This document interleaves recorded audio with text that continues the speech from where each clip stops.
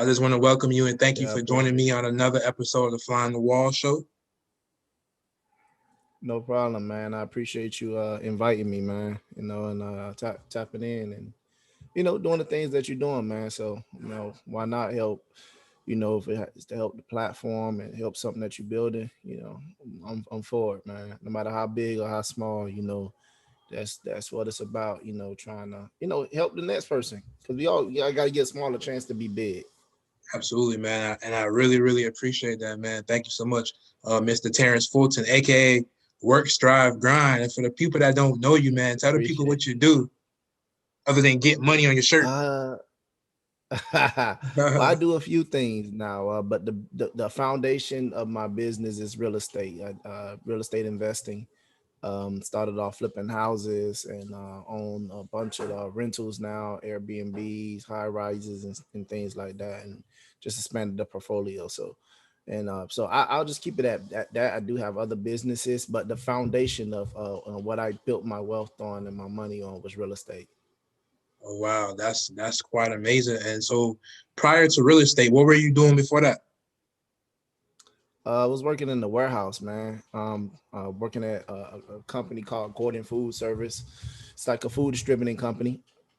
Kind of sort of like Publix, warehouse, Cisco, U.S. Food Service, Cheney Brothers for McLean. So one of those kind of companies. Those are the competitors.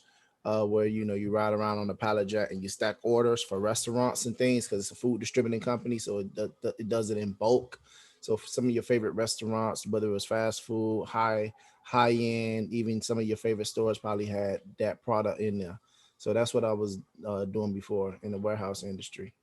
Oh man, okay, that's amazing. So how long were you doing that? I worked for that company for 9 years for from 2007 till 2016. Oh wow, okay. So while you was working at the warehouse, time did you get started at the same time during the same? I got started in real estate in 2014. So 2 years before I left, I got into real estate. But prior to that, I was developing my mindset. So that's something I don't probably talk about a lot. Because sometimes you just get caught up in the midst. Yes, sir. But and sometimes you have to cut out certain details because you don't want it to be too tedious for people. But I got started in real estate in 2014, but start developing my mindset probably at the end of 2012. So that's what prepared me for real estate. Okay, so like you said, man, mindset is very important. On this show, I like to talk about that a lot, And so you said you was developing your mindset. So what is that? When you say developing your mindset, what does that entail for you? Like, did you have to like change the way you thought prior to real estate, how you saw business, how you saw yourself? Like, what does that mean to you? Honestly, it wasn't even about business. I knew I wanted to be in a business, but it's developing my mindset within myself because I started to realize that I was on this hamster wheel. And Right. how I realized that was because I started hitting some of my financial goals in the workspace. So corporate people in the modern world will probably say, "Oh, you're doing really well," and I was doing okay for myself and my family. I was doing okay. I mean, I was bringing home about 80 to 90,000 dollars a year. Wow. You Okay. know, um, so I was doing okay. And where we from, you made it, kind of, Some sort would of. say that's amazing. Like, damn. Yeah. Yeah, I mean, but like I said, it's the warehouse industry. It wasn't blue collar; it was warehouse. So I had to, get the money physically, if you know what I mean. So it wasn't until I reached the goal. I made like over a little over $100,000, and then I thought that when I reached that goal, I thought I would be like yes, like I finally hit my goal. But I just remember sitting down. I sat down on a pallet, some stack of pallets, Yeah. and I remember looking at the net, I mean not the net, the gross, and I just remember that year I gave them everything I had. I gave him everything I had, man. Like it wasn't no money left to get. Whatever amount of money it was left, I mean, I pretty much got every single drop. It got to the point where the managers would leave, and I would be the one that leave last. You know what I'm saying? So I got every drop, and then I just remember feeling like, hold on. So I got to do all this shit again next year just to just to make reach this. this. You get what I'm saying? Because you know, Yeah. when I thought I would be there. You know, in my mind, once I make it, I'll be there forever. But I didn't like the feeling of how I got it. Right. Like I felt like I didn't have no energy. You know, I was always tired. You know, I made a lot of sacrifices that year to reach that one goal. And I said, man, this shit not worth it, man. It gotta be another fucking way, man. Because I had the work ethic, I had the ambition, I had all the intangible things, but I did not know where to store that energy. So I had to.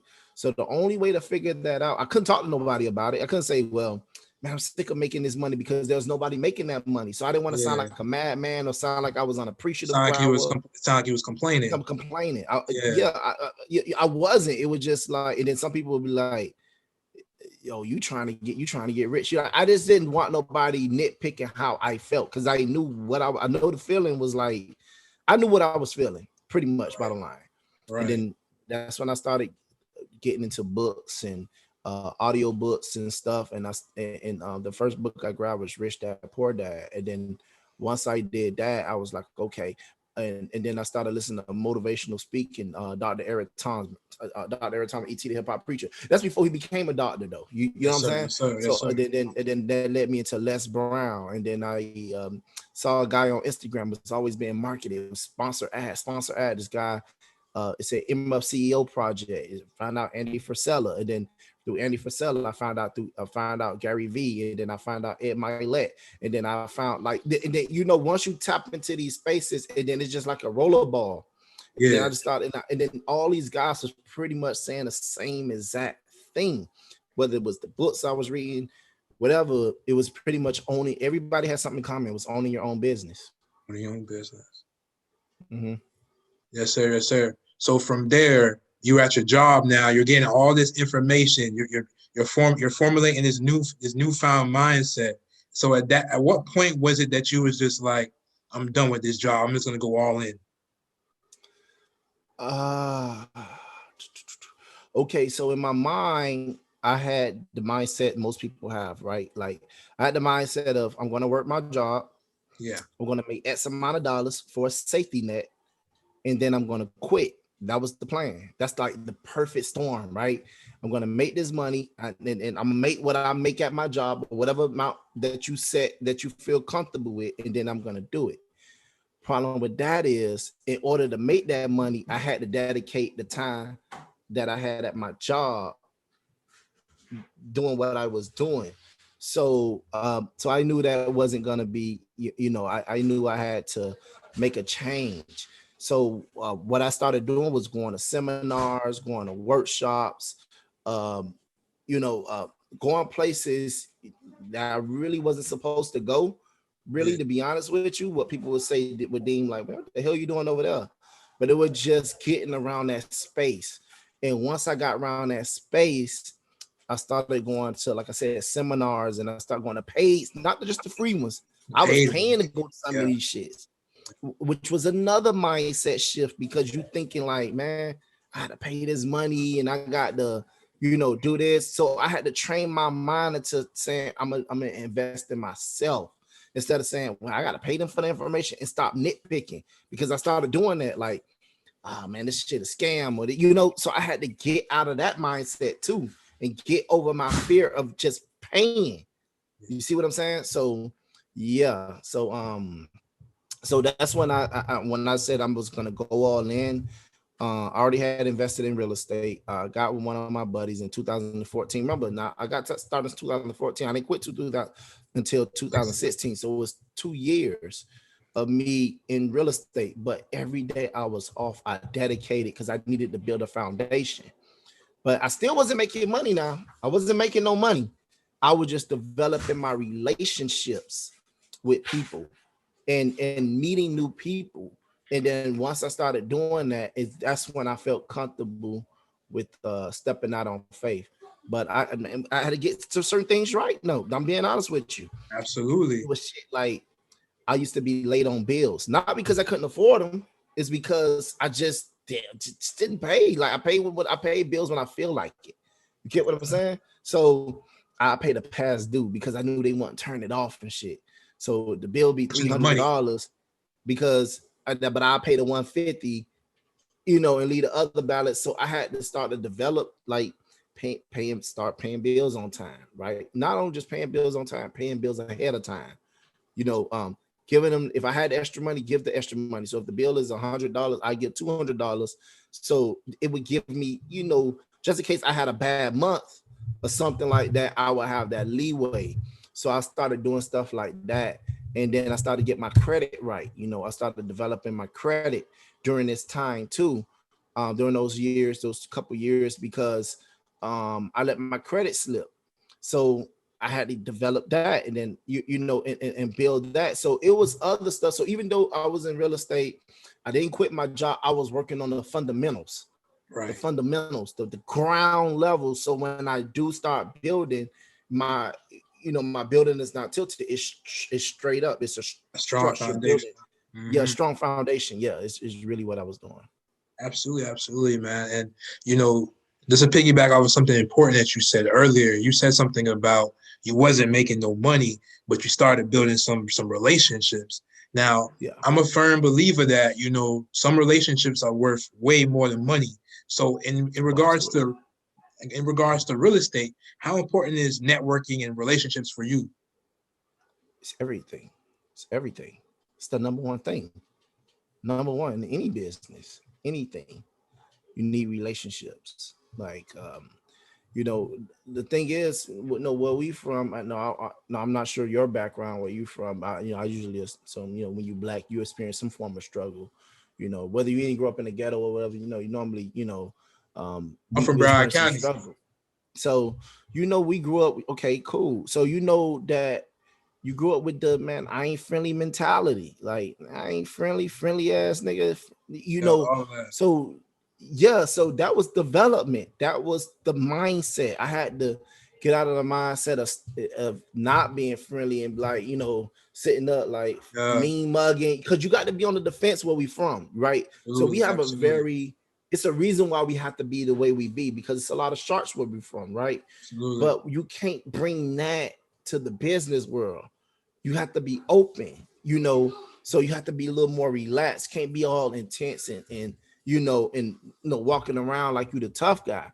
So I had to start to build relationships. So during this process, during this time, I think it was 2013, no, 2012, 2013, I used to have dreads and gold teeth. I Yes. cut my hair and I took out my gold teeth because I just wanted to look more presentable. Now, I'm still black. That don't change.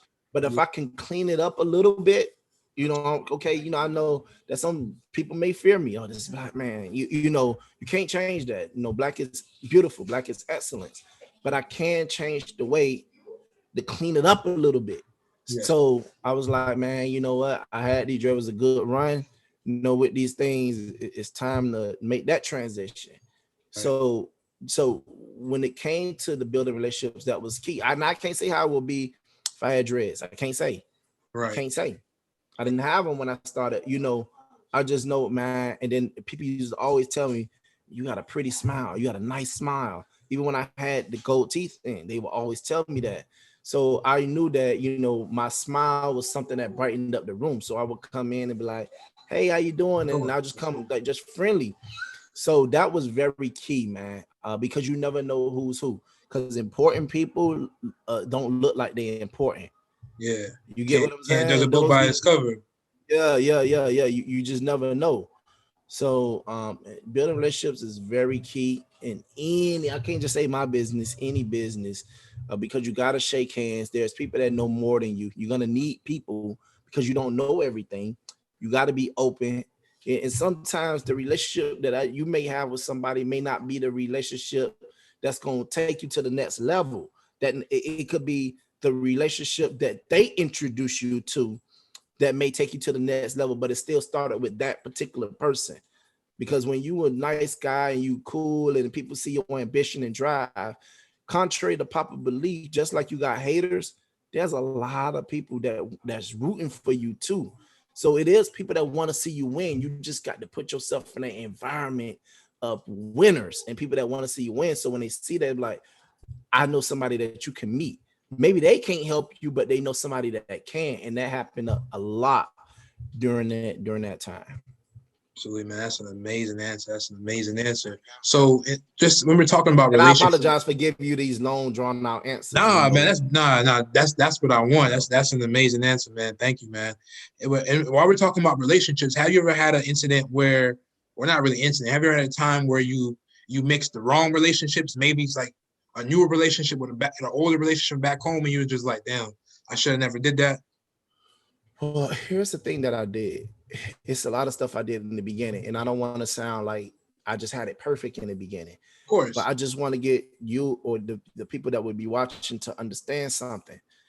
When I said that this is what I wanted to do, I became very, very disciplined with it.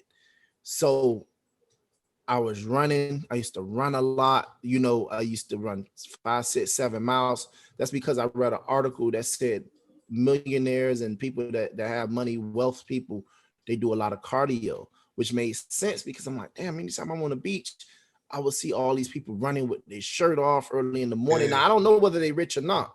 All I know, these people running on the beach look like they having a good old time running or rollerblading or something like that, right? So, anywho, when it came to building relationships, a lot of places I went by myself simply because, number one, I didn't want nobody judging what I was doing. Okay, that's number one. So that goes. I was caring about what people thought too much.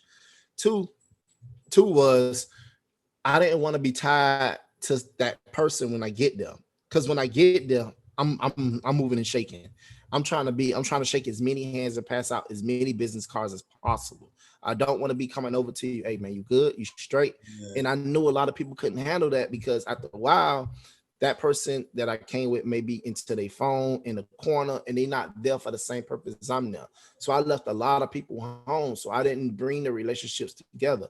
However, with meeting people, you're gonna meet people that you think are cool or think they're gonna help you, that's not gonna help you, or you get Yeah. into people, it may not work out. So all that stuff is a part of the process. But to me, it didn't matter because I knew I was still on a mission to make this shit work. So when it came to mingling relationships, yeah, I have recently, but I try to keep it separate. And like I said, the reason being because not everybody can handle that. Like a lot of my I don't say my new friends, but a lot of people I'm around now, they worth a lot of money. Or it's not even just about money, just high level, high frequency people.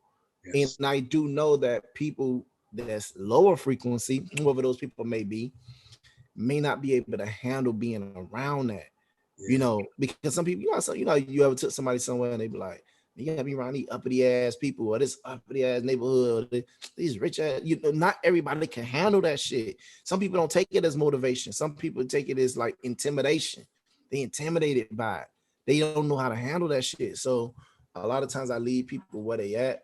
But yeah, I mean, things happen though. I mean, things happen, and some people may be like, you know how we could get sometime as young black people with the ignorant statement. Oh, the reason why they this is because they this race or they this nationality. Oh, that's why, because they did. And it's like that's couldn't be furthest thing from the truth. Just because of the color of a person's skin is not the reason why they. It's a lot of shit they put in now that helps, obviously, right? But you still got to do the work. Nobody giving nobody nothing simply because they this shade or they this nationality. That's not happening. It happens, but you getting to understand what I'm saying. You still got to put in some type of form of work. Now, do people get opportunities easier than others? Absolutely. I'm not saying that. Do nepotism have absolutely, but you still got to put in some work. We gotta still put in work, and sometimes you attract more opportunities when you are at the higher frequency that you were talking about. And if you're at a lower frequency, sometimes you don't really understand that magnitude, like you were just saying. Yeah, but you got to go where you celebrate and not tolerate. You got to be able to put yourself in that environment and see where you can and see Like there has been business opportunities that have been brought to me that have taken advantage of because I'm where I'm supposed to be, when I'm supposed to Right be time. there, in the time I'm supposed to be there. And sometimes you do get lucky, Yeah. right? You get lucky. So the luck does play some part of it, but at the same time, you have to strategically place yourself places. You can't like you don't get rich off accident. Everybody they ain't get rich off accident. They got rich on purpose. So you got to have a purpose and you got to have a reason why you are around this network of people or this place or building this, you know, and because when opportunities come, you got to be prepared. And then not only that, sometimes it's money opportunities. Hey, Right. you do this with your money, you can grow it to this, or if you get into this, we can help you with this. You get what I'm saying? So the money has to be there too, because you could be there physically, but if you're not there financially, that can hurt you too. Absolutely. Absolutely, man. Thank you so much for that. That's an amazing answer. And so, how important, I know you said changing in your environment. How important is environment to you and visualization? So I'm sure when you first got started in the business, you weren't really where you wanted to be, maybe environment wise. So some of the things you probably couldn't believe because you never saw it before. So how important was that for you? Visualization and environment. Well, I'm gonna be honest with you, dog. Like environment was key. Environment is key, and here's why, right? Because uh, let's just say let's say you're going out with a young lady, right? It's your first time, meeting her. You're not meeting her, but you going out with her. So as a man, normally when you see this nice looking woman, you've been pursuing her, you just like, man, you want to impress her. Yeah. So what you do, you take her you ain't taking her to the environment that you from. You're trying to take it You somewhere want to take nice. her to somewhere nice, and that somewhere nice is usually upper class, right? So I knew where I wanted to do because I used to take women on dates, places, right? Like, prior to meeting a wife, like so. It could be as little as places like Miami Lakes. It could be Pembroke Pines. It could be but in one place in particular, right? So I was coming from the Hard Rock, right? A casino, and it was late, and I'm driving, and I'm taking a new place. This is something else. I used to not always take the same way home, Mm, like the quickest way home. Sometimes I'll take the streets.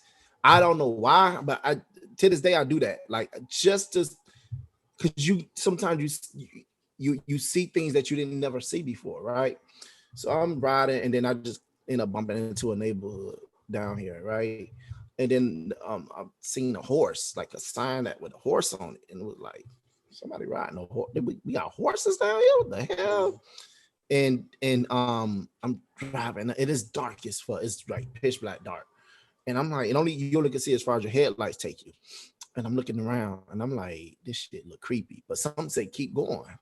Right. And I look to my left. I get to a stops. I see this big ass house. Like this house is fucking huge. And I'm like, what the hell? And I look to my right. And I'm like, what the fuck is this? So I'm like, okay. So the very first thing I go to my phone and I kind of like pin the location, right? So no, I'm sorry, I'm lying. I look at the street because at this particular time, it wasn't no GPS is on the phone. It wasn't really a thing just of yet. Yeah, yeah, So yeah. it was a thing called MapQuest. So MapQuest, shout out to yeah, MapQuest. yeah. So I was like, okay, let me look. Now, just remembered the name. And I remember going home and putting it in my computer, and I'm gonna come back in the daytime. Yeah, And I yeah. remember I just went back and I seen all these big houses. Kind of find out was Southwest Ranches in Davie, and I was just like, "What the fuck, man?" Never seen that before. And I never saw that before. I mean, I've been nice places, but I didn't know houses was that. I knew houses was that big on the beach. It was stuff that was obvious, right? The Right. beach, cables, things like that, right? But I not like that. And I'm like, what the hell? So visualization is very important because I used to drive these places, and go look at oceanfront houses, intercoastal condos. I used to go see cars all the time, high-end cars, and go places. And then I used to think, I thought I never tell nobody that because, like I said, I didn't want nobody judging me like, Yeah. oh, this looking at this, you can't afford it yet. But little did I know, it was people there looking at the cars also that couldn't afford them either. Yeah. They just came to take pictures, but not, like nobody judged them for it. You Yeah. get what I'm saying? But you know, Absolutely. when you come from our environments, people judge you off that shit. Oh, you So this flaw, you was fake. Oh, that's you all that good stuff. yeah. Oh man, this fake ass. Oh, you taking the picture about a car that ain't yours. But I'm seeing other cultures and other races taking the pictures, and they actually like taking each other pictures. Like, hey, could you get me a picture in front of this? Yeah. And people doing whole photo shoots. Ain't nobody saying nothing. Like, so I was just like, man, that's crazy.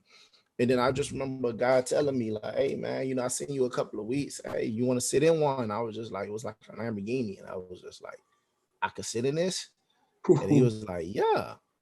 And then he was like, yeah, you crank it up if you want. I was like, I could crank it up. You can start it What? too? I could start it. And then I'm so used to a key turning. I'm like, I'm looking, like, where is that? And he like, you press the button here. I'm like, What? that shit blew my mind. I'm like, you could just press the button. And I'm looking at all these buttons and gadgets, and I'm like, what the fuck? Then I see the price, and I see it's the price of a house. And I'm like, man, there's people living like this, dog. And then I look over and I see this car that's wrote on the thing. It say sold. And it say 419,000 Bought sold. that. Yeah. And I'm like, what the fuck? And I was like, somebody bought that. I was like, yeah, it's one of our clients. And I'm like, wow. And that's what got me into like, you know, really like locking in and like, man, I gotta fucking make it, dog, because people out here buying whatever they want. So wow. I wanna real quick, while we're talking about visualization, I see that $100 bill behind you. What's the significance of Right. Oh, this? the wifey bought me that for my birthday. I have a couple of pictures around the house, like, you know, like money bags and but like, you know, success stuff around the house, you know. Keep it in So front of you. kids see, yeah. You know, people say put pictures up and stuff, you know. So I'm always talking about money. I'm about, you know, growing and not making a dollar, growing a dollar, you know, because anybody can make money. Making money is easy. That ain't nothing. Growing money and multiplying money is the problem that people have. So she bought that for me. So it's just, I actually had my company's logo there. I actually took it down and placed this because, you know, more people ask about it than my own company. You know what I'm saying? No, not a problem. I And respect and, and, that. and, and um and it's something that I have for real. So that's another thing. So I'll be telling people. So so this is my money clip. So Yeah. she just went ahead. You know, women are a little detailed. You have the money clip, Yeah. and I'm gonna order this one. So and then like I have one that got money in a duffel bag, and I have a designer duffel bag, and I had money in it. So she just kind of like got the pictures for me. You know, the paintings. Absolutely. Keep it right in front of you. Absolutely. That's how you attract more money. Absolutely, man. And Yeah, you got to so see it every day, though. You got to yes. see it every day, dog. You got to see it every day. It's like brushing your teeth. You know, I know, you know, people say that, but I tell people there's certain things that you do on a regular that became your new normal, right? You wake up, you probably, you know, yawning, you stretch. You don't even realize you stretch, but you stretch in the morning, right? Yeah. You stretch, and then, you know, you might grab your phone, scroll on social media, you know, whatever it is that you do. You know, you brush your teeth, you wash your face, you probably take a shower, you know, you iron your clothes. Like, it's stuff you do without even realizing you do it.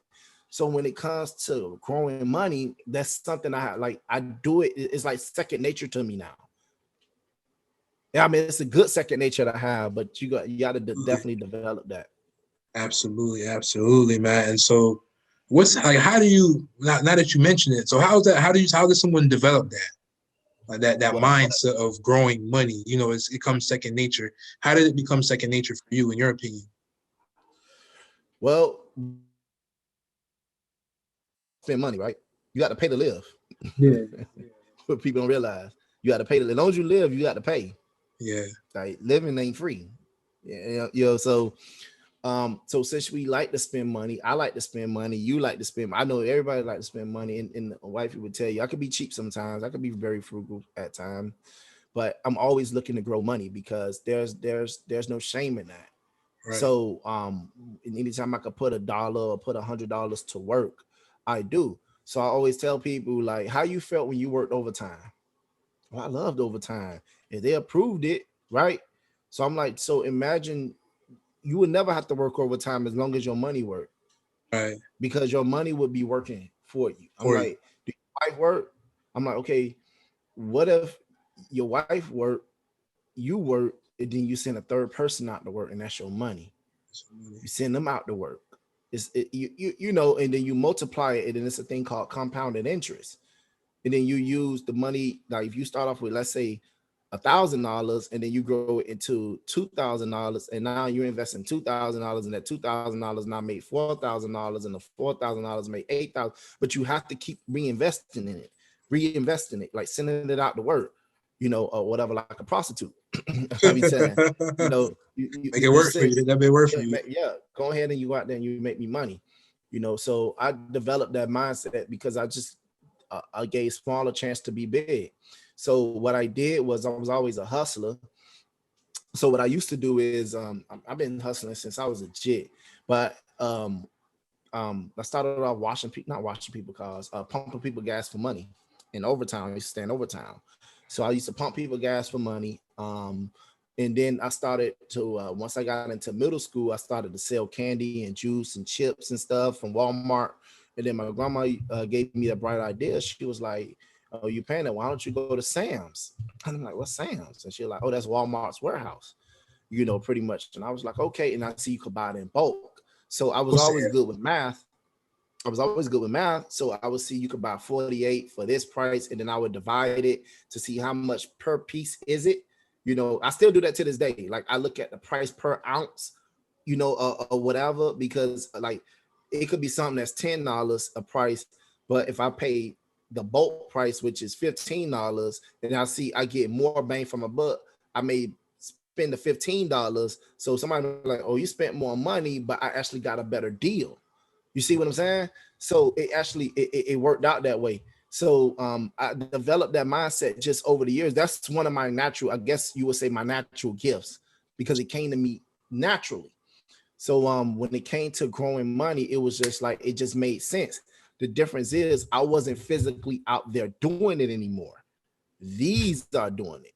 The money is doing it now, you know. And then I understood leverage. So once I understood the credit game, and then you know, and then the 0% interest, and I'm like, damn, so I can get approved for $25,000, 0% interest for the first year, and that means so that whole 25,000 is free money. Free Not money. free, you got to pay it back, but I ain't Yeah. got to pay back interest on it. So I'm like, okay, perfect. Already make So it I make for always had you. a plan what I'm gonna do that 25,000. So I may put that 25,000 and say, okay, I'm gonna make 15% of my money back on this right here. So now I'm making 15% of money that doesn't technically even belong to me. It belongs to the credit card company or the bank that approved me.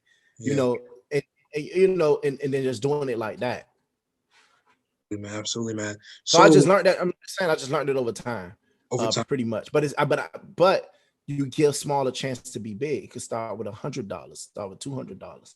You know, but whatever you have, you send your money out to work. And if you can't send your money out to work, buy a tangible product that you can flip. You know, so whether it was T-shirts, I used to sell Jordans. I used to be one of the ones in line for Yeah. Jordans when that's when it was the line. Now I think they do it a little bit different now. But when you Do it had to stand online out now. in line, so I would get my shoe, I would get my son's shoe, I would get my girl's shoe, but then I would get 10, 12 other people's shoes or whatever, and then charge them on top. Because one thing I understood that people love to brag about how much they paid for stuff. Yeah. Oh, I spent 300 on these. I spent 250 on these, you know, or whatever. And then I knew people would pay for the conveniency of not having to be in line because of the chaos. So I was like, shit, I do it for you. I'm already out there getting my shoe. I might as well get yours. And then I would charge them a fee on top of that. So if the shoe was like $200, I'll probably sell it to them for $375. So now I make $175 because you was just too lazy or you didn't want to go out there in the chaos, you know, or whatever. And then once people start kind of catching on to that, and then I got smart and I realized that I said, damn, you know what? I started running into people that say, hey man, I want to buy your shoe, but hey, do you got kid size? And then they didn't want to buy a shoe if I didn't have it for their kid because they couldn't justify walking in there with a shoe for them and not for their kid. So I started focusing on kid shoes or whatever. And then let's say kid shoes 150, and I could charge them, like 230 or something like that. So I'm making $80 more, but I'm actually making more money because I can afford more shoes because the shoes were cheaper. Men's sizes, it was more money. So once I brought it down, I can afford more shoes. Now, even though I was making less profit, I was moving more of those shoes than I was men's size shoes. So once I got down to the kids and infant size, I realized there's more of those people. So I was like, man, that's what I'm gonna focus on. So I started off like from flipping Jordans to flipping houses. That was my Right. first. I Yeah. was going to ask you, so how did you take that same principle and turn it into the real estate game?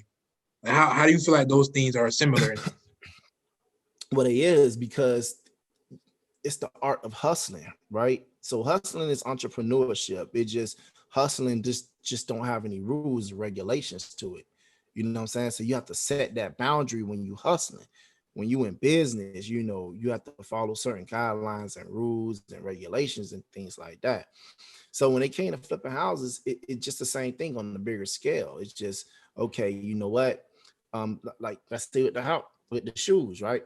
I wasn't paying the shoes, but well, I did start paying with my money, right? But at first I was using my credit card, but I was buying so much shoes that I would run a credit card so fucking much that they'll block it because they'll think it was fraud. So I started to carry cash. But prior to that, I used to use my credit card. So think about that. I'm getting the points on my credit card. I'm getting the credit for it, and I'm going to flip these shoes up, and then I'll pay it or what have you. So when it came to real estate, you borrowing money to buy real estate using the bank's money. So it made sense because I was already used to doing that with the credit cards. So once I got into real estate, it was really fairly easy. I just went to some lenders, because of networking. I went to some lenders and say, hey man, hey, if you have any deals that need to be funded, let me know, and I just had to understand the numbers when it came to it, because that was the most important thing. So I had to understand the numbers and research the numbers and stuff like that. So I'm like, okay, they got really high interest rates, but the interest rates is not for you to keep long term. They for short term. That's why they say flip this house. You want to flip it as quickly as possible so you don't pay these high ass loans. But then it made sense because you will have a loan, let's say, a loan, I'm just using these number, $100,000, and they charging you 10%. I mean, you're on the hook for $10,000, but that's annually. So that mean, like, if you probably break it down, it'll be like, $800 some dollars a month that you're paying. You get what I'm saying? So you want to flip the house as quickly as possible so you're not paying that big ass lump sum. Meanwhile, you're making money on money that doesn't even belong to you. You were just going to get paid on the back end. You know what I'm saying? So they give you the loan for the house, they give you the loan for construction and all that stuff. And then once you flip the house, you gain it all back. Absolutely, man. Well, thank you so much for breaking that down, man. And so in business and in life, right, we get told no a lot, and nobody wants to be told no. So how do you deal with rejection? Have you ever been told no for something? Like you ever had a deal and somebody objected to the deal? How do you deal with it? How do you deal with rejection? Well, I just got told last year on something. My first time I got told no in a while. On a deal that I thought I had in the bag. I ain't gonna lie, I thought I had it in the bag, but it's coming back around. It's coming back around. It's funny that it didn't work out then, but it's actually look like it's gonna work out this time around. Timing But sometimes no, plays but it's timing. Yeah, it's time. But you don't feel that in the moment. You're like, man, what the fuck is going on? You Nope. know what I'm saying? So some things just out of your control, though. You know what I'm saying? It's not the fact that they telling you no, it's just the situation won't allow it to be the yes that you know. No, I never had a problem with no. No, I'm not from the fucking hood. We always been told no. My mama told me what no before I went in the store. She said, no, don't ask for shit. Don't look at shit. Don't touch it. You know what I'm saying? So I'm just used to no. It was when the motherfucker said, yeah. And I'm like, well, asking the girl, hey, can I get your number? No, boy. I'm used to no. It was when she was like, oh yes, you can. I'm like, oh shit, you for real? All right, shit, me up taking them before you change your mind. You get it? So no, I was accustomed to no. It was when the motherfucker told me yes, you are approved, or yes, I would do. I'm like, for real? You know, because I'm asking, expecting a no. Yeah. but I want you to tell me no. Yeah. I'm not going to assume it's no now, but Yeah. I want you to tell me it's no, and then I may ask why it's no. They Mm. so there's like, oh, they're like, no. I'm like, may I ask why? Because I want to get a better understanding why you told me no, so I could be better prepared next time. Some people give you the explanation. Some people say it's company policy. Some people say it's no, they can't give me no further. Sometimes I press like, is there anybody else I can speak to? Like I'm always trying to go around it to see if I can, like I'll be there. Like it would be times that I ask, you already told me no. You told me no. I'm just, give you a scenario. Absolutely. As an example, I'm sorry. You would told me no. As a worker, you told me no. Your supervisor told me no. Your manager told me no. And I'm still they're like, but why though? And then it would take for you to just walk off on me Eventually, you because might I'm get trying to that. Yeah. figure out why you said no. Yeah. You know what I'm saying? So some people can't handle that. Some people like, motherfucker, they told you no. Like, what the fuck you keep asking for? But people don't understand that's what's called persistence. Yeah. Finding a way to make it a yes. Like, is there anything I can do? That's another thing I would say. Is there anything I can do that can help change your mind on this? What do I need to do on my end? Some people say, well, there's nothing you can do. I'm always trying to figure out a way. You know what I'm saying? Even like people around me sometimes would be like, like, bro, they said no, like leave it alone type shit. But I'm like, nah, like I can't rest with that shit. You see what I'm saying? But people don't know. Sometimes if you go the extra mile, it will be a yes. Sometimes it's been no there and with you. It was no, the supervisor, but I went to the manager, and then the manager said, yes, absolutely. And then they came back and changed the last two people's mind because I was persistent. Absolutely. If you just told me no, I'm like, oh, damn, dog. He said no. And you just It's give up. like, nah, man. Like, I want you to like, why? Why you told me no? Is Right. there anything that I did? Anything I did wrong? Is there anything I could correct? Do I have to put up more money? What do I have to do? And if you say there's nothing you can do, I'm like, there's something we can do. I'm sure it's something. Yeah. But just persistence, dog. Consistency is key. Yeah. Not Yeah. even like, yeah. Persistence, dog. Absolutely, man. And so, like you said, man, that persistency, man, that's the key to success, man. A lot of people quit, right when they're 3 feet from goal. Have you ever felt like you wanted to quit, and why didn't you quit? Hmm. Let me be honest with you. No. Mm-mm. Yeah, you were sharp, man. I don't know. I don't think quitting is even in your DNA. Nah, dog. Quit. Nah. Because here's the thing. When people say quit, and I'm not saying that I haven't quit stuff. I mean, I quit Yeah. on workouts, right? Like it been like not quit in the middle of the workout. I just stopped working out. Right? That's the form of quitting, right? But when I really want something, nah. But here's the thing, though. Now, will you be overwhelmed sometime? Yeah. Will you feel a little bit lost? Yes. Will you feel helpless? Yes, you will feel those things. But the thing is, it was always the little things because I always felt I took a step forward. Even it wasn't about the money, dog. Like I always knew the money was coming. Yeah. I always knew that shit was coming. You could not tell me the money wasn't coming because I was around it. And I could feel it. It's the energy. It's Yeah. the energy. It's that frequency. Yeah. But the thing is, it was always the network that kept me coming back. I got off on knowing I'm talking to a guy that owned the Rolls Royce and listening to him. Yeah. I got off on knowing this guy had a yacht. Yeah. And I was listening to him. What? No money has changed. Just knowing I'm in an environment where I can speak to this person is what always kept me going. It has nothing to do with, they ain't got, well, the material things, it could be theirs. I'm like, no, listen, it does something to you when somebody of that magnitude is willing to give you a chance and speak to you. It could be the littlest thing. So, because a lot of times I was places where people had money. Yeah. You know what I'm saying? So that's what kept me going. Or if I'm in the environment, it was what I started doing. I was used to run around the rich neighborhoods before I was I was always in a nice neighborhood. I always lived in a nice neighborhood, a gated community, but not like, you know, where I stay at now. But the thing is, I would run around those neighborhoods and I would run past, or I run people, and then people say, "Hey, how you doing?" You know, or I will purposely see like, okay, damn, that's where they stop at to get their breath. So I'm at like, I'm gonna stop and catch my breath too, even though I got Yeah. more energy. And I'm like, whoo, whoo. I'm like, man, how you doing? Boy, it's wrong, man. How you doing, man? My name's Terrence. Hey, my name's Roger. I'm like, how you doing, Roger? Oh, you run this place all the time. Now I spark the conversation because I strategically thought different. You see what I'm saying? So, so when it came to quitting, like, nah, dog, nah, man.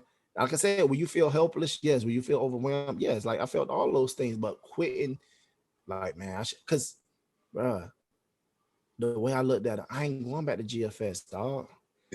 Because I knew it was niggas waiting on me to go. He'll be back. Yeah, waiting for you to quit. He'll be back. Because they couldn't believe it. Like, you leaving. Oh, you making money? Why you doing that? Yeah. This nigga, we're gonna go start real estate. All right, yeah, that nigga be back. So it wasn't just about proving you wrong, but proving my decision right. Because I know you waiting on that. You see what I'm saying? Yeah, you'll be back tomorrow. Yeah, all right. Because you hear people talk about, man, I'm sick of this shit.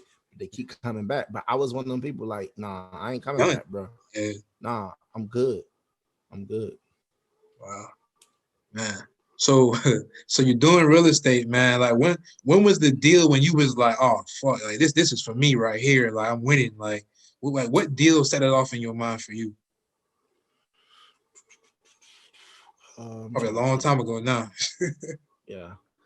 The deal that set me was when I got into real estate. I got in with a buddy of mine, and it was really his deal, but he made me feel like it was my deals too. Important. Yeah. You know, like so. It was just being in the environment like that. Man, that nigga had the Bentley. You know what I'm saying? That nigga had the suit. I don't even know what kind of suit it was. It might have been a Armani or Tom Ford, right? And then he had the AP watch, plain Jane. I didn't know what the AP watch was at the time. I only knew Rolex, so I knew it was a nice watch, but I didn't know what, I didn't know the stature of it. And I just remember seeing him. I'm just like, that nigga looks successful as fuck. You know what I'm saying? Even though, like I was doing my thing, but I was hood successful. I got the chain on. Yeah. I got the True Religion on and shit. You know what I'm saying? I got the J's on, and so that was my way of showing it because that's what we showed. But man, so the deal that set us up was like, I was like, man, I can do this. It's just when I saw one of his deals, when I saw it wasn't even my deal. I saw one of his. It was when he showed me like $90,000 check. And I was like, you finna go cash that? He's like, I'm finna go deposit today. You want to come to me? Like, want to come with me? I'm like, hell yeah. Like, what? And then I'm in the car. You like, man, she want to hold it? And I'm like, I can hold it? Yeah, shit. Fuck yeah. Like, I'm like this with it. I'm like, like. You already imagining your name on the check. Yeah. Because I'm like, man, that's what I knew was for me because he did it. He's doing it. Awesome. I'm like, man, I'm like, this nigga just got in the check what it take. I had to take a whole year to make this shit. This nigga got this shit right now. And then I'm hearing that, and they saying Mister. They're referring him to Mister. It's like, like now they do. How you doing, Mr. Fulton? Like it feels good, but I'm used to hearing it now. But I remember when I first heard them say it. Yeah. Like, how you doing? And I'm like. It's like a whole nother level of respect for you. Yeah. And he come in with the suit and then it just, how you going today? How you doing today? How's your day going? And it's like, okay, you hear cashing another one I see. And I'm like, another one. So it wasn't even my deal. It was just seeing his deal. It was what inspired me. I'm like, man, yeah, this shit for me, bro. It's kind of sort of like that part on Wolf on Wall Street when he was like, is that your card there? And he was like, yeah. And then he was like, get the fuck out of here. Yeah. He's like, yeah, I made it. He's like, you show me a check right now for that. I quit my fucking job. It was like that moment. Yeah. It was like that moment. You see what I'm saying? It's like, you made that money. I'm from the like it was. I promise you, it was just like I'm in. I'm full in. Yeah, you ain't got to tell me nothing, bro. Show me the motherfucking way, dog. And I never asked him for no money. I was just like, bro, just show me. Show me. Show me, dog. Just show me, bro. You know what I'm saying? And then, but with that showing, I had to put up money because he was like, the only way for me to show you is, dog, you got to invest. And I like, how much? I'm thinking like 1,000, $2,000, something I could swing. That motherfucker said 50. I said 50 what? 50 what? Like 50,000. That shit shut. Like I just remember just my, like just everything leaving my body, and I'm like, I ain't got that kind of bread, dog. Yeah. And then he was like, "You got a retirement? You got anything?" I said, "I think I do." He was like, "How much you got in there?" I was like, "Man, I don't know." He's like, "Man, check it. See if you got a 401k. Everybody got a 401k at their job. If you been at your job long enough." And I'm just like, "Shit, let me check and see. I don't know." I called. I went to HR, called them people, and they was like, "Oh yeah, here's the number to the people that called them, and they asked me all these questions and shit." And I'm like, and then that's like, "You can log in online." And I'm like, "Man, I don't know nothing about none of this stuff. I only looked at my check. That's all that matters. I see the deductions, but I just cared about the net pay. All the other bullshit, it didn't matter to me." Yeah. And it was like, "You got 74,000 in there." And I was like, Ooh, "What? You in it now?" I'm like, "How? Where that money come from?" But Because the GFS, we used to get so much overtime. Like every week we doing 50, 60 hours a week. You see what I'm saying? Yeah. So think about that. And then they had profit sharing. They had other stuff that the company contribute to. And I'm like, no, I ain't know nothing about that shit. So I was just like, what? And I told my mom, I called my home. I said, "Hey, dog, bro, you ain't gonna believe this shit, dog. I got 74 bands in there." And he was like, "Oh, for real?" Like he was just calm. It was like I was excited. Him, that's nothing. Got that shit. Yeah, he was just like, "Oh, for real? Oh, okay, that's decent right there, man. Hey, see if they let you take any out." And so he's kind of coaching me through it, but I don't know nothing about it. I'm like, and then they're like, "You got to pay it back," because I'm thinking this mine. I ain't know nothing about paying it back. I got to pay it back and shit. So that's how I got my initial start. I gave him the 50. Long story short, I gave him the 50,000. I wrote him a check for it, and and then we went from there. But it took. You remember now? This 50 bands now. So yeah, that's how you felt when you gave him that? It was like this. Like, let me get that, bro. Let me. You know what I'm saying? It was, because this shit could be honest with you. I'm from the hood. Like this shit goes sour. I can't get police involved in this. Yeah. You know what I'm saying? I can't. Like I'm thinking like that. Like, yeah, man, shit. I'm gonna have to ski mask this bitch up because like how I know you again? Yeah. So was that, but and how about this though? How about I gave him the check? He was like, "All right, I'll let you know when I deposited or whatever." And then shit, I hit him up early in the morning. That nigga ain't answer the phone. Oh shit! So your heart beating right now.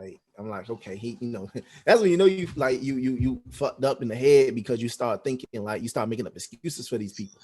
Yeah, he probably sleep. I'm gonna give him a chance to wake up, and then he hit me back, and it's like 10 o'clock now. I hit him up again. It's going straight to voicemail now. Now you start assuming now. But nobody know I did this. Nah, nobody know. I can't tell a wifey. I can't say, man, because I don't want nobody judging. Like, what I'm saying? Yeah. Hey, the motherfucker $50,000. You fucking so he's scared your ass, and then it made me feel even worse. Yeah. But in my gut, I knew I did the right thing, but my mind playing tricks on me now. The mind, power of the mind. So I'm like hitting them up, going straight to voicemail. I'm like, and then they're like, mailbox full. I'm texting. How you going through it? I'm texting. And at the time, and the iPhones didn't say delivered. You don't know whether you got that shit or not. Right? So I'm like, hey, I'm hitting you up. Hey, you give me a call, type thing, all that shit there. He ain't responding. And then later that night, I get a phone call. It's the number. I'm like, oh shit. And then I can hear him talking. Like he ain't talking to me, like a pocket dial. And I'm like, oh, this motherfucker, dog. You know what I'm saying? So I didn't want to hang up the phone because I got you. Yeah. I want to hang up the phone. I want to hear him say, I'm waiting for him to say, yeah, I got this duck ass dude. I'm waiting for any signal to say that he got my Run up on bread. this nigga, yeah. Yeah, you know what I'm saying? So I finally hung up. I'm on like 20 minutes, dog. Like 20 minutes. I'm on the phone. I'm just listening. I can hear him talking in the background, somebody talking in the back, and I called him back. He didn't answer. And then I called back again. He didn't answer. Then he finally called me back again. You're like, yo, what's up? I'm like, yo, what's up, man? Like, I've been trying to get you all day. Like, and he was like, yeah, I know, man, my bad, dog, my bad about that shit. Man, my fucking phone, like something happened with his phone. I'm just leaving Aventura right now. I'm leaving the Apple store right now, dog. I just got my phone. And I seen your message, man. That's why I decided you call back. And I felt so fucking bad. Because I'm like, okay, it lined up. I'm like, damn, I was trying to hit him up. I hear him talking in the background. Obviously, he had just got the phone. They tested the phone, I think, at the time. You know, so it made sense. And then he was just like, hey, T, I'm gonna be honest. He's like, bro, I ain't never catch. Did you call the chat? You called and canceled it. You know what I'm saying? But see, I don't know. I'm new to all this. I don't know none of this stuff. So he was just like, man, look, T, I give you money back, dog. He's like, man, look, man, in this game, I understand what what you're talking about, but you have to have some form of trust too. You know, with this. Now we gonna have the paperwork, all that, right? I told you all that. You're gonna meet my attorney, they're gonna draft up papers. You know, I ain't even cashed a check yet, man. Like, I didn't even get a chance to go out of bank, none of that stuff, because I'm trying to deal with this all day. So he like, I'm missing out on deals, I'm missing out on this because of my fucking phone. And he like, you want, I just give you back your money. And I just felt so bad. I was like, nah, man, it's all good. Like, I'm trying to, but I'm thinking like, man, you're trying to butt me. That's all I thought. But then, you know, I just have to tell that good story though, man. Nah, man, that's the testament. That's the testament to how powerful the mind is, bro. Like, that should have you looking crazy. Yeah, but you know what? Because I dealt with that, you know, even when people lend, I won't say lend me money, but invest their money with me or something like that. I always go out my way to like take pictures of the bank receipt when I go there, you know, just to go the extra mile for them to feel safe, because I remember how I felt at that moment when I invested with somebody, just going through the extra security or whatever. I mean, I don't do it now because I don't really deal with the small money, and people that know it, that have money, understand money, and they know how to process those. But you know, yeah, when it came to just day-to-day working people that they want to invest 20,000, 25,000 or something like that, you know, I always went the extra mile to show them like, hey man, I'm doing the right thing with your money. I ain't just putting it in my pocket. Here's the property address, you know, if you want to go by and see it, you know, stuff like that. Absolutely, man. And so you said something right before you started telling the story about your buddy, that he looked successful, right? He was driving the nice cars, he had money, he was wearing the nice clothes. And so one of the questions I like to ask all my guests, man, is what's their definition of success? So I know over the years your definition probably changes, but right now, what's your definition of success? Living life on your terms. Living life on your own terms. Living life on your terms, whatever that may be. You know, success is relative to whatever your journey is. You know, you know your own journey. You know whether you slept on a mattress or you didn't grow up with no parents, or maybe you was a foster kid or grew up in a single family home, or maybe you grew up with both parents but they wasn't supportive. You know, whatever trials and tribulations you came to, it could be a $50,000 paying job, or you working for the county, or you doing whatever that you desire to do, and you're comfortable with that, then that's success. You get what I'm saying? I know on my, I'm always talking about what the society sees as success, and you know, and that just has to be the selling point, you know. But I do understand that everybody look at success different. For me, you know, like I said, it's living life on your terms, and you know, it's for me, it's living life healthy, you know, all the politically correct stuff. But at the same time, man, you know, shit, having a yacht or two ain't that bad too. Not neither, right? You know, Absolutely. having some luxury cars is nice. Some exotic cars, you know, because those are symbols of success. Right. And for anybody that would tell you, oh, well, that's not success, they're lying. You know what I'm saying? It does show that it's a symbol of hard work and in all of the work that you put in, and you showing, you know, hey, I not that I work harder than everybody else, but I made different decisions than some of these people that's out here on the road. You get what I'm saying? Like, Absolutely. you know, so yeah. Absolutely, man. And so would you say that you're successful, and are you content with the level of success that you have accomplished so far? Good question, bro. Mm. People say I'm successful. Yeah. What is Terrence? I know things are different. For me, I know things that say I won't be naive and be like, oh man, I ain't successful. I know I am in a lot of people's eyes, and because money isn't like I don't wake up thinking about how I'm gonna pay my bills. Like, you know what I'm saying? It's, you know, if the wife is like, you know, today asked, hey, I need $100. I gave it to her. You know what I'm saying? But I knew it was a point in time, but I didn't have it. That would have hurt me. Yeah. Like, damn, but you know, I ain't got it. Here go a dub. You know what I'm saying? First of all, she wouldn't even ask because she knew I ain't have it. That's number one. Yeah. You know what I'm saying? So if I didn't even ask, but you know, or like me, I got fucked over with $1,000 deal, right? It was just $1,000, but I walked away from it. I'm like, man, how that shit. I ain't finna be going through this shit with you, man. You know what I'm saying? So it's stuff like that. And then I drive different. I live different. My kids know different. So I'm my friends all are now, you know, so I do know things are different, but I know it's still a lot of work to be done because I was telling somebody the other day, man, you think you killing it? Let me tell you something. I remember when I first made my first 6-figure month, and I ain't saying like I was on some, oh yeah, look at me. Yeah. I was privately though, but I was. You gotta celebrate in private, man. You gotta celebrate. Yeah, you know, but you know, in public it won't seem as nice, right? Always bragging. And I remember asking one of my buddies, and I was just like, "Hey man, how much money you make a week?" That motherfucker told me 200,000. But I got another buddy, he made 3 million in a month, and I was like, "What the fuck?" I ain't doing nothing yet. And that's one thing I love about living in South Florida. You think you're doing well until you really meet somebody doing well. Yeah. You know, and it's not like no competition or you trying to see. It's just, you know, it's a lot of work to be done. Iron sharpens iron, though. Yeah, it's always new levels. Like, you know, and like I said, at one point, you know, people go to money, then after that, significance. You know, once you get the significance, that's when you start giving back and, you know, we start pouring into people and changing people's lives and stuff like that. So yeah, so for success to me is all those things. All those things, you know, the exposure to your kids, of course, the money. Nobody ain't want to work for free. So when people say money don't matter, it does. It does. It helps. So when people say, oh, well, Steve, it didn't help Steve Jobs, it did. It did because, you know, he was able to afford the best doctors. He was able to do certain, like he was able to maximize his life because he had money. You get what I'm saying? He lived long enough. He wasn't living in the hood. I know guys that died in their teenage years because their parents didn't have any money. Maybe they life could have been extended had they came some money or had some money and been placed in a different place. So when people say money don't matter, it does. Money is a tool. Resource, absolutely. Money can save your life. It ain't just health, it's just environment and exposure to things. Knowledge, access. Yeah.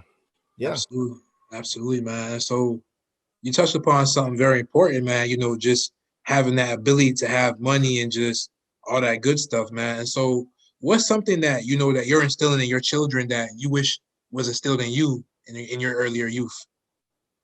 We talk about money every day in my house. Yeah. Money is a part of the conversation. Like, you know how people may talk about school or money is always a conversation in my house. It's the norm. And then like people look at me all funny and stuff, but we charge each other for stuff in the house. Yeah, that's smart. So if you want like Reese's or something like that, it's like gonna cost you. I spend $1. Yeah, give me $2 for it. My son does, hey daddy, hey man, I give you $3 for that right now. You see what I'm saying? Yeah. You get what I'm saying? So, you know, of course, his dad could give it to him for free, but even when people that come down, I don't say you out of world like that. I'm like that's because you're not in the position we in. You get what I'm saying? You think different, but it's to let you know that money, you have to buy your way through life. You gotta pay your debt. You gotta pay your way. You know what I'm saying? Ain't nothing for free. And then it's the same thing. My son may have something, and I'm like, hey man, you got some donuts there. Let me get about 3 off you. You have to pay him for those headphones? $6. Yeah, but that's not what these are mine. But if it was his, yeah, I would have to rent them from him. Yeah, I'm just dead serious. That's real shit. No, He just wasn't gonna say it because he know I'm on camera, yeah, but I would have to yeah. that's gonna be a dub. You know what I'm saying? That's real. Like, so That's real. it's the but look, the money is still circulating within the house. Yeah. That's the key. That's empowerment, though. You empower them from a young age. Yeah. So they're used to it. Yeah. They're used to it. Or like um let's say we want to get lunch, right? And then like if they're spending dad's money, they want Chick-fil-A. They want dad's money. I'm just using something easy, right? They spend their money, they probably want Wendy's. They don't need the meal. They're like, Yeah. man, I got to drink at home. I just give you the sandwich, or just Yeah. like, but they so used to it. When I first got exposed to it, they be like, man, why is it so high? Because they weren't used to paying it. So when they hear $4 for the burger, and I'm like, what? But I can get the meal for $7. I'm like, that's how they Yeah. do that. You know what I'm saying? And they like, nah, I'm good. I'm finna make a sandwich at home. But we got everything. You know what I'm saying? We got stuff, but it just make them look at money differently when you got to spend your own money, and to make them appreciate $1. Wow.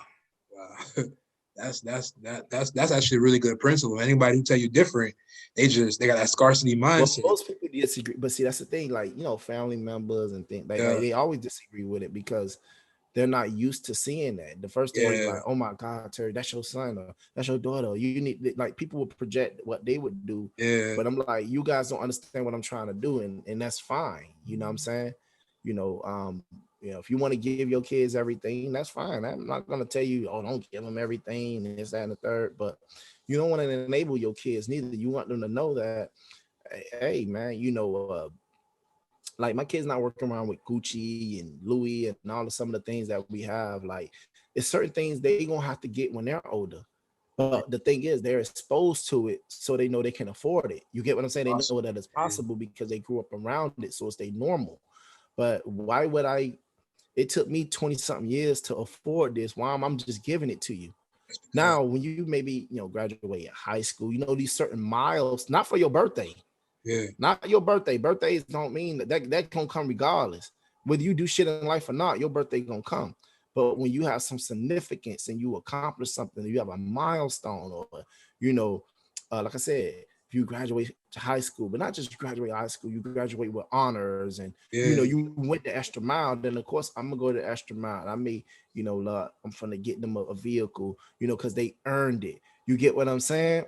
Absolutely. So I'm not just going to do it, because they 16. Like, everybody was 16, but not everybody graduated with honors. You get what I'm saying? So you want to set certain things and certain goals for them to accomplish and stuff. Absolutely, man. That's dope, man. That's really dope. That's powerful, man. So, yeah, man. So we're about to, that's about to wrap it up, man. So, but Terrence, man, if there was somebody that was maybe like 17, 18, they just graduated from high school, they just get into the real world, and they thinking about entrepreneurship, they thinking about real estate and something like that. What's some advice that you would give them? I would say, some people say follow your passion. I would say follow the money and follow whatever makes money and become passionate about it. That'll be the first thing. First thing is, whatever making the most money, go do it. All that, I wanted to be this and I want to be that. No, go straight into the money field and know what you want. And now some kids got the ability to do that. Sometimes, don't have the ability to do that. Their mama need help. They mama been waiting on them to turn 18 so they can get out and help pay the bills. But, for the people that doesn't have that circumstance, because obviously you got to do what you got to do at that point. You just got to come back around to it.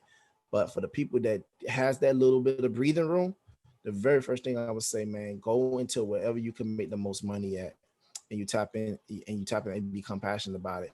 And a lot of times I would say, get into sales. Whatever it is that is sales, get into sales and harness those sales skills. Because it'll increase your communication, your interaction with people, and learning how to close deals. You will learn how to close deals through sales. And once you become a closer, sky's the limit when it comes to money, man. Absolutely. Man, that's a great answer, man. I think that's some great advice, man. That's some great advice.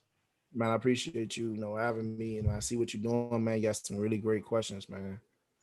I appreciate that, man. I try, man. I try. I'm just a fly on the wall. I ask these questions because I'm listening to the answers and absorbing them, man. Apply it Yeah, to my yeah. notebook. Hey, man, you doing something great, man. I see what you're doing, dog. And like I said, man, give small a chance to be big, man. I started Hustlers Workshop in the fucking Starbucks, bro. Now I have my no, not since COVID, but man, I have my shit at SLS Brickell, dog, one of the most prestigious hotels in Miami, man. You know what I'm saying? So Sure. I did that shit Starbucks for free, bro. Free. I done seen almost 100 people show up, nigga. I done seen 3 people show up. Yeah. You know what I'm saying? Each and every time they got the best Terrence. Now you have your off, you don't have your off days. Some days you just off. But I went in with the intentions of giving you the best Terrence I could possibly be. And if it was 3 motherfuckers I had to teach real estate to, then these 3 motherfuckers finna get it all. You know what I'm saying? Yes, sir. So How yeah. can people learn more about that workshop? WorkStriveGrind.com. WorkStriveGrind.com. Can follow me on IG at WorkStriveGrind, for all the stuff. Hustlers Workshop. That's where they get the shirt from too? Yeah. This one is get money. It's really simple. Right? Like get money, period. I don't, because that's what it's about. You got racism, you got classism. So obviously, black is beautiful. You can't change the color of the skin, nor do you want to. But you can change your rank as far as the money that you make. Absolutely. So shit, I might as well get some money while I'm here. Absolutely. Yeah. That's powerful, man. Terrence, Mr. Fulton, man. Work, strive, grind, man. Thank you so much for joining me on the Fly on the Wall show. I'm grateful, man. Thank you for your time. Man, no problem, man. I thank you, man. Thanks for tapping in with me, man. I salute you, man. And when it's come out, man, tag me so I can share it and Absolutely, man. And put more eyeballs on you, man. I appreciate you, man. God bless you, man. You have a good night, man. Tell the family I say hello. Thank you for sparing dad for me a few minutes. All right, then. Appreciate it, man. Absolutely, man. Thank you.